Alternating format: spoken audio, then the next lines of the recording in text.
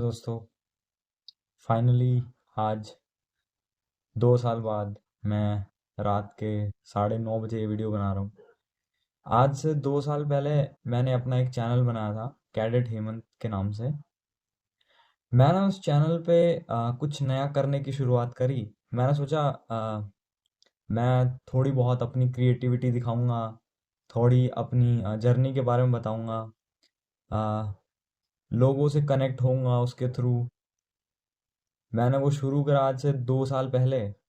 मैंने उस पर काम भी करा, लेकिन पता नहीं क्यों अ, जब मेरा यूनिवर्सिटी में एडमिशन हुआ, मैंने सीयूईटी का एग्ज़ाम दिया। उसके बाद जब मेरा दिल्ली यूनिवर्सिटी में एडमिशन हुआ, फिर मुझे हंसराज कॉलेज मिल गया। मैं वहाँ गया।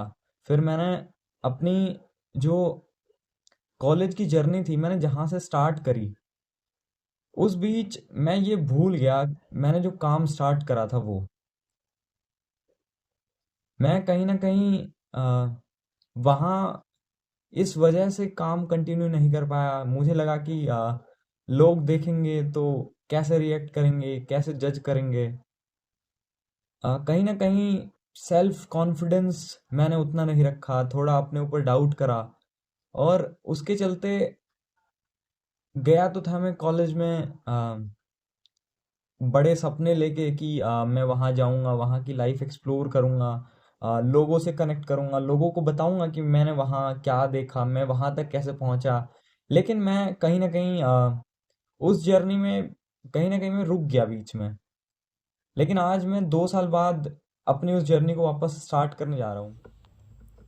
मेरे पास मैंने जब अपना मेल चेक करा तो मैंने देखा कि 2 साल पहले किसी स्टूडेंट की क्वेरी आई थी कि भैया आ, दिल्ली यूनिवर्सिटी में एडमिशन कैसे लेते हैं। तो चलो फिर आज उसी क्वेरी का आंसर देते हुए मैं ये वीडियो बना रहा हूँ।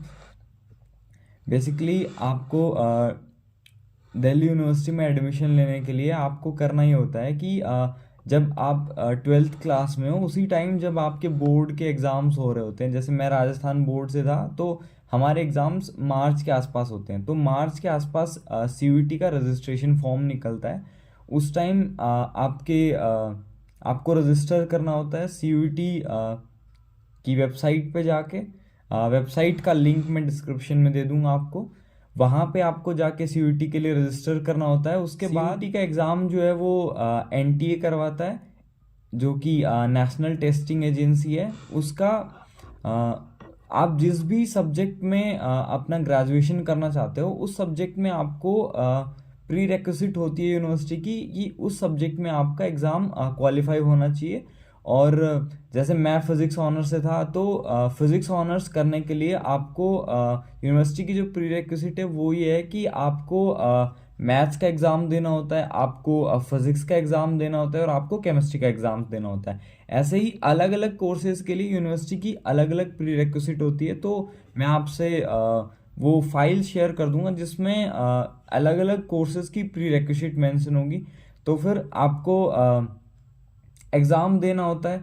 उसके बाद 1 डेढ़ महीने के बाद सीयूईटी के रिजल्ट्स अनाउंस होते हैं। उसके बाद अलग अलग जो यूनिवर्सिटीज़ हैं, जैसे दिल्ली यूनिवर्सिटी हो गया, यूनिवर्सिटी ऑफ हैदराबाद हो गया, या फिर स्टेट यूनिवर्सिटीज़ हो गया, ये सब अपनी अपनी अलग अलग काउंसलिंग करवाते हैं। तो उस टाइम आपको काउंसलिंग के लिए रजिस्टर करना होता है। अब अगर आपको डीयू में एडमिशन लेना है तो डीयू की काउंसलिंग में आपको रजिस्टर करना होगा। और उसके बाद आपको मेरिट बेस पे कॉलेजेस अलॉट होते हैं। और एक बार ये कॉलेज आपको अलॉट हो गया, उसके बाद आपने जिस हिसाब से प्रेफरेंस लिस्ट जो है वो भरी होगी, उस हिसाब से आप ऑटो अपग्रेड कर सकते हो। एक मेजर चीज़ है जो बहुत सारे जो स्टूडेंट्स हैं वो गलती कर देते हैं, वो ये होता है कि कौन से कॉलेज को हम प्रेफरेंस लिस्ट भरते टाइम कौन से कॉलेज को ऊपर रखें, कौन से कॉलेज को नीचे रखें, कोर्सेज को कैसे अरेंज करना है। तो वो डिपेंड करता है, मेजरली आप पे डिपेंड करता है कि वो आपको कौन सा कोर्स करना है। जैसे कि NIRF रैंकिंग होती है, वैसे ही बहुत सारी ऐसी रैंकिंग्स होती हैं जिस पे आप अपने कॉलेज का एक अंदाज़ा लगा सकते हो कि कौन सा कॉलेज आपके कोर्स के लिए। जो स्टूडेंट्स फिजिक्स ऑनर्स कर रहे होते हैं उनकी प्रेफरेंस लिस्ट कुछ ऐसे होती है कि वो साउथ कैंपस के जो कॉलेजेस हैं जो NIRF रैंकिंग के बेसिस पे उन्होंने शॉर्ट लिस्ट करे होते हैं, उनको वो नीचे डालते हैं प्रेफरेंस में। फिर आपको नॉर्थ कैंपस के कुछ कॉलेजेस हैं, उनको प्रेफरेंस लिस्ट में भरना होता है। तो ये जो ऑर्डर होता है ये डिपेंड करता है कि कौन से कॉलेज किस कोर्स के लिए अच्छा है। और बहुत सारे स्टूडेंट्स का ये डाउट भी होता है कि भैया जैसे हमें कॉलेज अलॉट हो गया तो फिर क्या हमें डॉक्यूमेंट वेरिफिकेशन के लिए कॉलेज में जाना होगा? तो उसका आंसर है कि आपको डॉक्यूमेंट वेरिफिकेशन के लिए कॉलेज नहीं जाना होता।